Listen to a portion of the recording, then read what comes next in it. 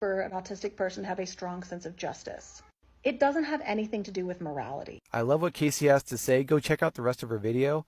But in it, she talks about an autistic's strong sense of justice and how it doesn't have to do with morality.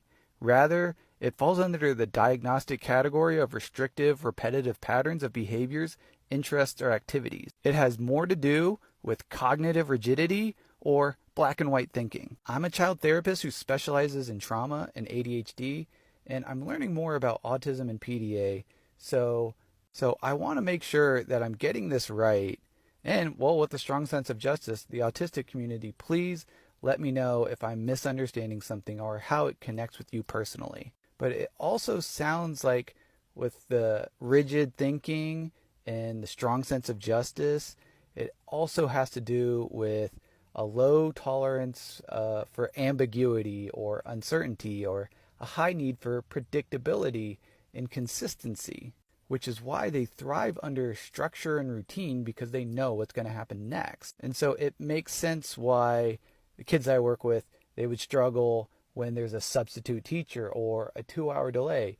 Even though that was really the only thing that changed, it threw them into dysregulation because their lives seemed chaotic from that point on. They didn't know what was going to happen next. So please let me know if I'm understanding this correctly or where I might be going wrong. Thanks.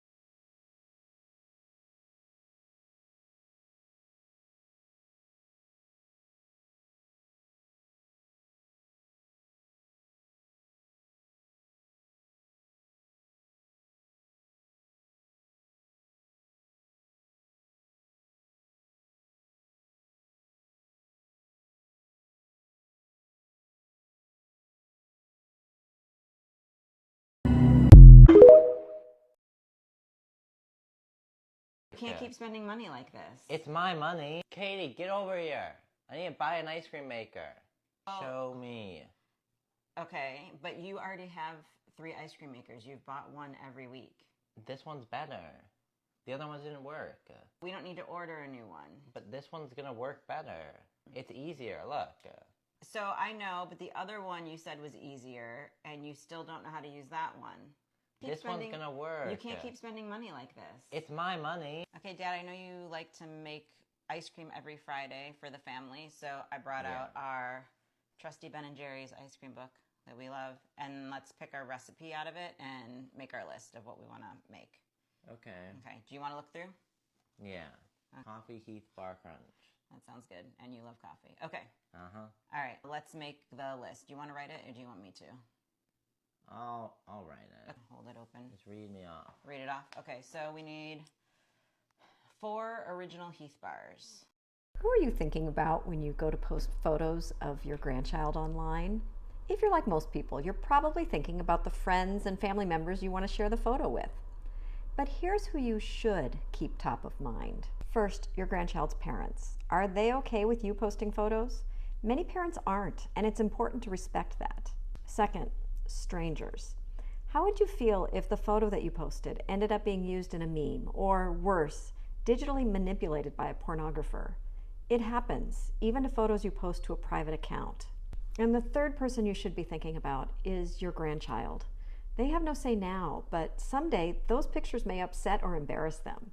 Respect their future self by being thoughtful about any pictures you post. There was a subsect of Hungarians in Transylvania who practiced such an extreme form of Unitarianism, they basically adopted Judaism in secret for hundreds of years. Unitarianism first exploded in Transylvania with a preacher named Ferenc David founding the church there in 1568. And the Prince of Transylvania adopted Unitarianism, becoming the first Unitarian leader shortly thereafter. But David's views grew more and more radical, and he was eventually rejected by the rest of the Unitarians, who would wind up being persecuted by subsequent Catholic rulers. One subsect of the most radical Unitarians adopted a mix of Christianity and Judaism, and those were called the Sikh Sabbatarians. Despite many laws outlawing Sabbatarians and intense persecution, the sect grew and grew to as many as 20,000, attracting ethnic Hungarian converts from all classes. Waves of persecution continued, and they even wrote a letter at one point to the Ottomans, pleading for a total takeover, hoping that they might be more tolerated by Muslim leaders than by Catholic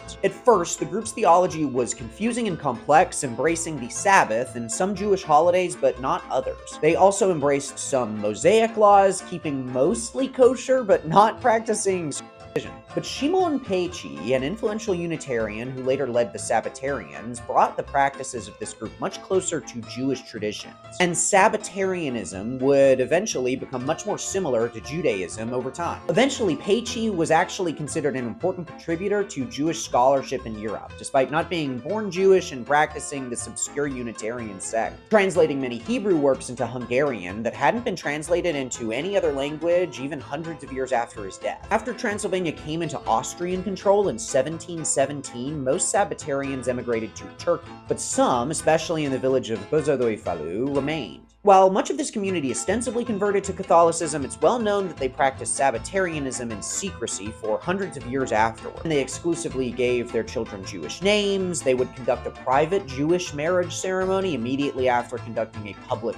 Christian one, and women would often cut their hair after marriage too. In fact, marriage to Christians was at one point forbidden, but marriage to Jews was allowed. As time passed, many Sabbatarians just did the logical thing and went ahead and converted to Judaism. But still, this unique religious community remained, even inspiring a famous Hungarian novel, and their poetry has been considered quite significant in the history of Hungarian literature too. The rest of their history is quite tragic. In 1941, they were actually exempted from the first Hungarian anti-Jewish laws. But by 1944, virtually all Sabbatarians who remained were deported and in Auschwitz. There's so much to say about this fascinating community, too much for one TikTok, but they're one of the many groups that makes the religious history of Transylvania so fascinating. And if you'd like to hear about other unique moments in Hungarian history, follow me on TikTok, Twitter, and YouTube, and subscribe to my podcast. Do you ever wonder what happened to Christopher Robin when he grew up? Great, I'm gonna tell you. If you were unaware, Christopher Robin is real! He's this kid. He's A.A. Milne's son, and the books When We Were Very Young, Now We Were Six, Winnie the Pooh, and The House on Pooh Corner are all written about him.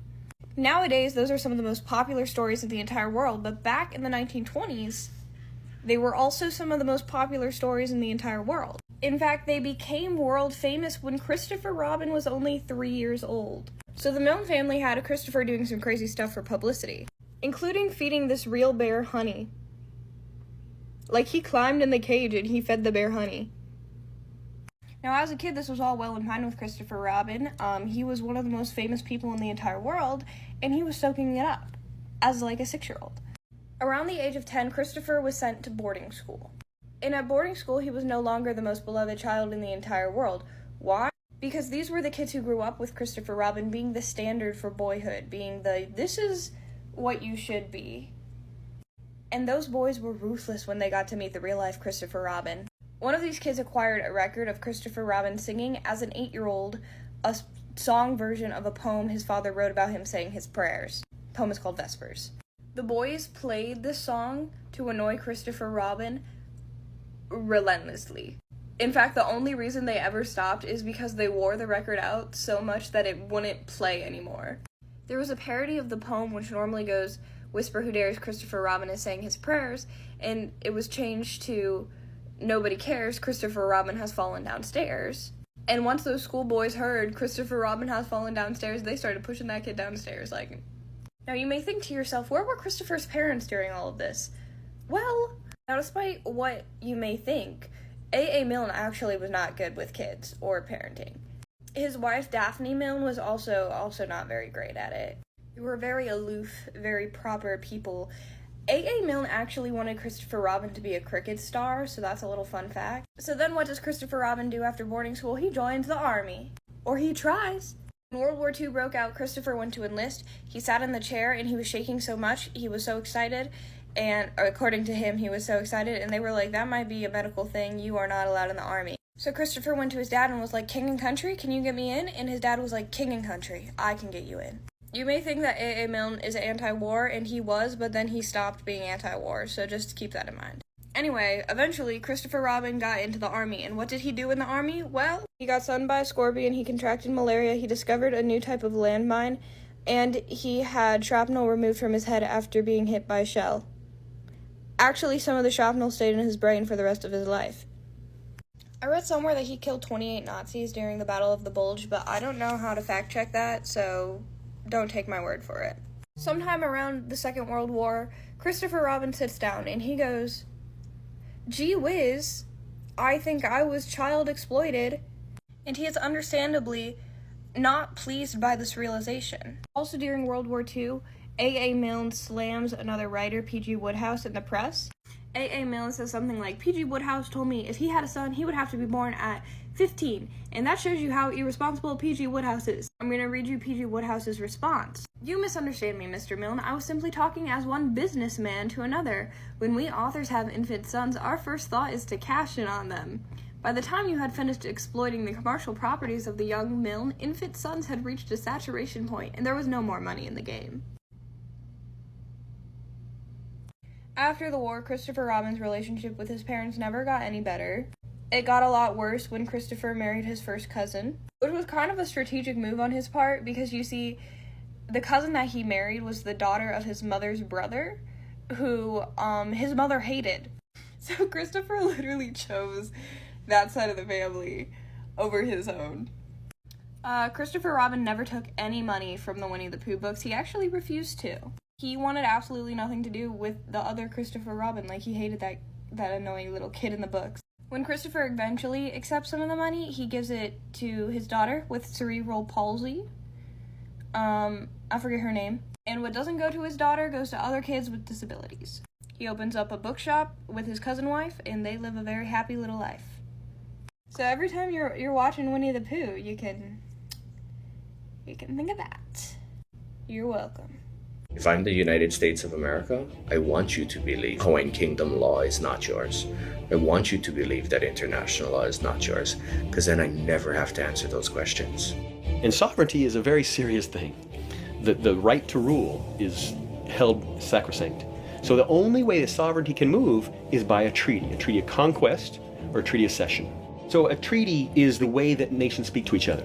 They can't speak any other way. You can't pass a bill or a law or a resolution in the US Congress affecting the speed limit in Montreal. You don't have any power, right? The only way nations speak to each other is by treaty. That's why it was so brilliant. If she would have fought back at that point, say they would have killed all the guys and the US Marines, there would have been 4 ships here within 2 weeks, and they would have taken Hawaii. And they would have a legal right, not a moral right. They would have a legal right to take Hawaii because of that war. And Hawaii would have to sign a treaty of conquest. So she didn't. Treaty of cession is where you voluntarily cede land. The Louisiana Purchase, France voluntarily ceded land that it really didn't own, but France voluntarily ceded land to the US. That was a treaty of cession, right? Treaty of conquest, treaty of cession. It takes a 2/3 vote because it's an important thing. They couldn't get the 2/3 vote. So they say, okay, we'll pass a resolution because a joint resolution of Congress only takes a 50% vote. So they pass a resolution claiming to annex Hawaii, and they come and they take Hawaii. And the way we know for a fact that they knew, when Sanford Dole, who was a constitutional lawyer, when he has a statue built for President McKinley, who's the president who supposedly annexed Hawaii, at McKinley High School, it's the largest statue of any person other than Kamehameha in Hawaii. And he's holding in his hand a document, and it's inscribed Treaty of Annexation. That thing doesn't exist. There's no such document. And in the military writings you see, in 1899, 1900, 1901, 1902, you see resolution, and then you start to see treaty. And by the 1950s and 60s and 70s, everyone had forgotten. And then Dr. Tsai and others came along and said, wait a minute, there's something going on here. And we found out there was literally no annexation.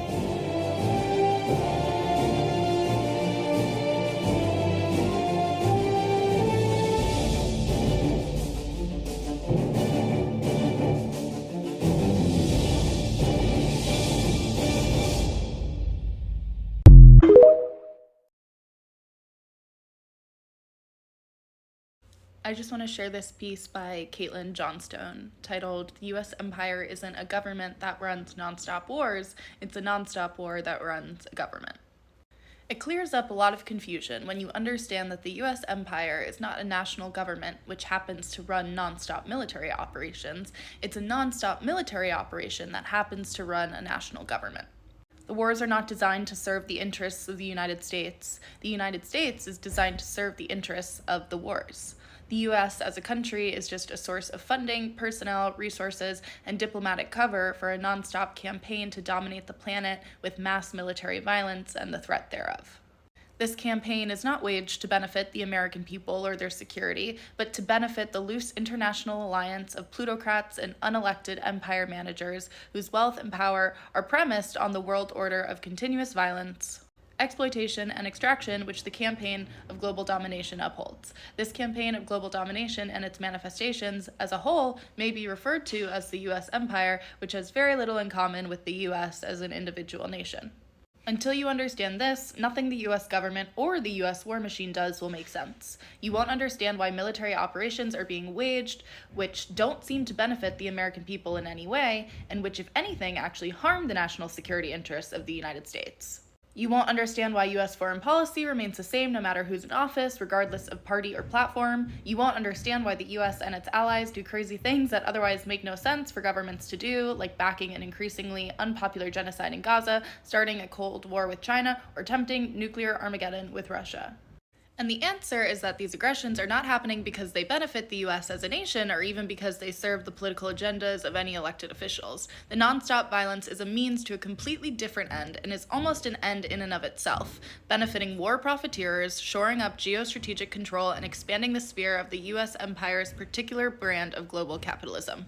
There's the nonstop worldwide military operation, and then there's the theatrical set pieces of an official government slapped together in the foreground, which were all meant to pretend has something to do with all the wars and militarism we are seeing. In reality, the war machine just does what it's going to do while the official elected suits in Washington put on these performances where they argue about abortion and Donald Trump to make it look like the U.S. has a real government that's making real decisions.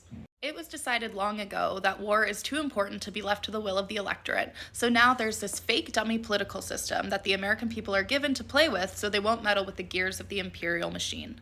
The local inhabitants of the hub of the globe-spanning empire are kept too propagandized, entertained, distracted, busy, poor, and sick to have a truth-based relationship with what's being done in their name around the world, and if they do make some space in their life to become politically engaged, they are herded into a kayfabe two-party system where both factions support war, militarism, imperialism, plutocracy, and ecocidal capitalism, but put immense amounts of energy into empty culture warring over issues that nobody with any real power cares about.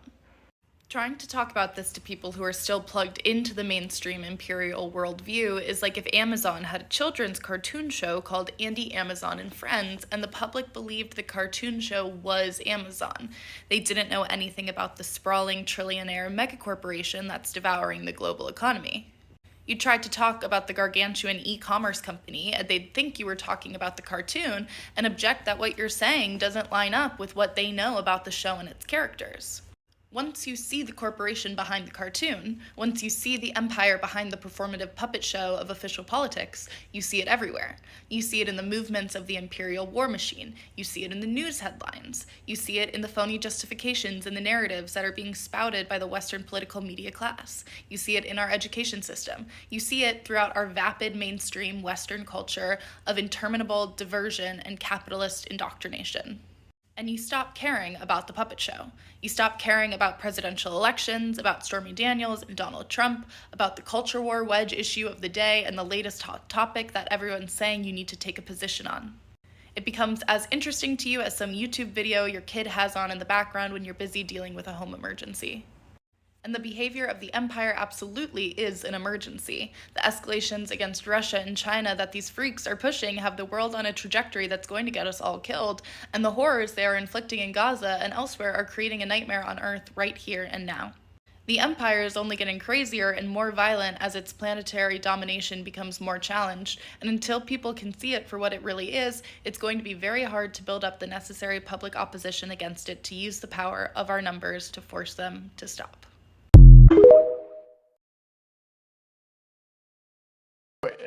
It is not the platform of the Republican Party to emphasize daycare. There has to be a point where this stops. We know why it's being done. It's the opportunity to get these kids away from parents and indoctrinate them. It's an opportunity to put mothers to work. We know all that, and we know the result it has on our society. And yet here we are, our leadership continues to drive a stake through the heart of the Kansas traditional family. Just found out my mechanic is a transphobe. He's not even smart about it either. Came in to get my car. He tells me, hey, I don't like the sound of your transmission. I'm pretty sure it's an agenda, buddy. Hey Margaret, where's Job? I feel like being a total bitch today. My lord, it's the 7th day of creation. What do you have in store? Oh, today is my rest day. Oh, so you're done? No universal healthcare system? Yeah, no, I'm done. Okay. We're done. It's done. We're done with that. Moving on. Feels unfinished. Next thing. God, it's an urgent matter. They're crucifying Jesus. Jesus. Why does that sound familiar? Because he's your son? Yeah. Oh, yeah. Oh, no. Aw. So we're not... Well, I hope he figures that out. Hey, have you seen Sodom and Gomorrah recently? No! Get off of... No! Okay, get me the spray bottle. Off! God, don't you think you're being a little harsh on Job? Oh, no. He's like a lapdog. I can do anything to him. Like, look. Job! What? Job, guess what? What now? I just killed your kids. Okay, thank See? you. Nothing. He's like super pathetic. Hey, who are you on the phone with? Oh, it's no one. Is it Lucifer? It's It's Lucifer, isn't it? Give me the phone. Give me the phone now. Give it to me. Fine. Oh, hey. I thought I said we don't talk to your trash ass anymore. Hey, the Pharaoh's kind of pissing me off. I just wanted to talk to you to make sure I'm not overreacting when I go and kill every eldest son in Egypt. Whoa, do not do that. You're right. I should do it. Don't I should do it. Thanks for the talk. God. Bye, girl. Yo, I just pulled up to a house out here in the woods. It had a Trump flag in the front yard and a Confederate flag hanging on the side of the garage. Ring the doorbell, dropped the package, started to walk away. A black couple came to the door. Motherfuckers say they living in the woods, yo. They gotta have their camouflage on.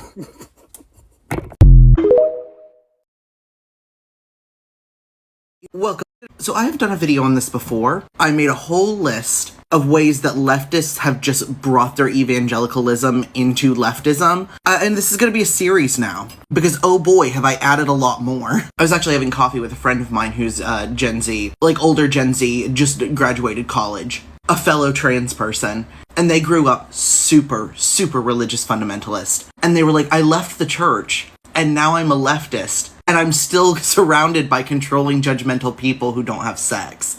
And yeah, so let's go ahead and start this list. So first on the list is proselytizing. A lot of y'all are still trying to spread your belief system and get people on your side the same way you did when you were in church. And the only way you were ever taught to proselytize was to yell and be very annoying. And if someone doesn't agree with you right away, then they get banished.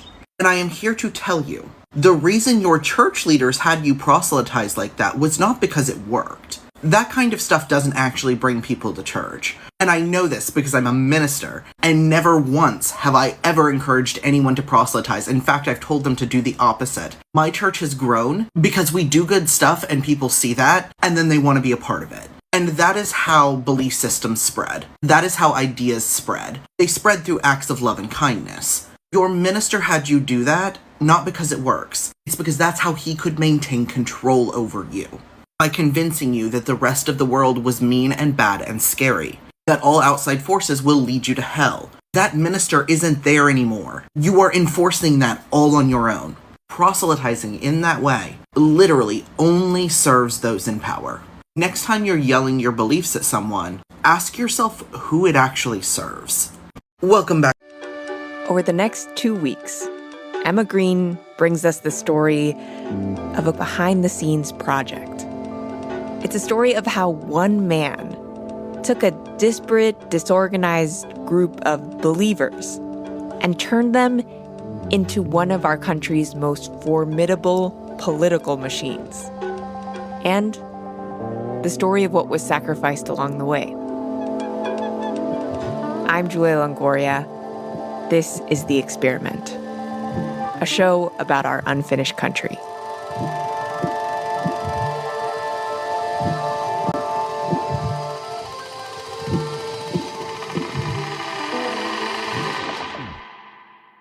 The story of Ralph Reed's political career starts back in the early 1980s, when the religious right as we know it today was still in its infancy.